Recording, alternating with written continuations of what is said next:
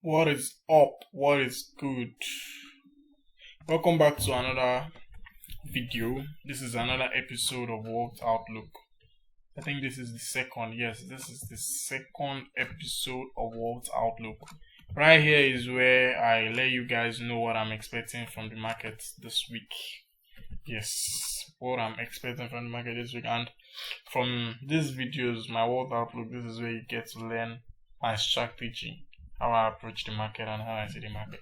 And I'm going to make this video as short as it can be. Yes, I'm going to make this video really short. I don't plan on making it lengthy. So let's get straight to the point. First, I'm going to start with marking up market structure right here. So let me give you an example of a bullish market structure for me. This is a bullish market structure right here. I expect the market to keep breaking highs. No matter what it does, it should keep breaking high. At no point in time should even a week, go below any of these lows. At no point in time should even a week go below any of these lows right here. Right here, all these points you're seeing. I don't want a week below them. So that's market structure for me. So let me clear my charts real quick. Now let's start from what we were working with last week. Last week this was the high right here, and we are hoping that price doesn't go above it.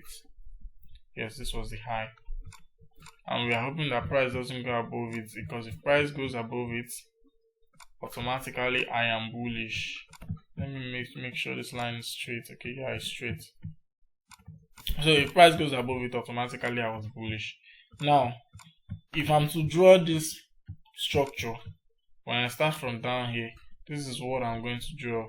We have this high right here. We have this low. We have this high. We have this low. We have this high, lower high. We have this lower low. Then we have this candle taking out this high. This was where market aligned bullish again. So from here we had this high. We had this pullback. We had this one again. We aligned bearish again. Now these are the things that were really affecting me within my trading for this week, because of this change. The way market was just changing and taking out both levels.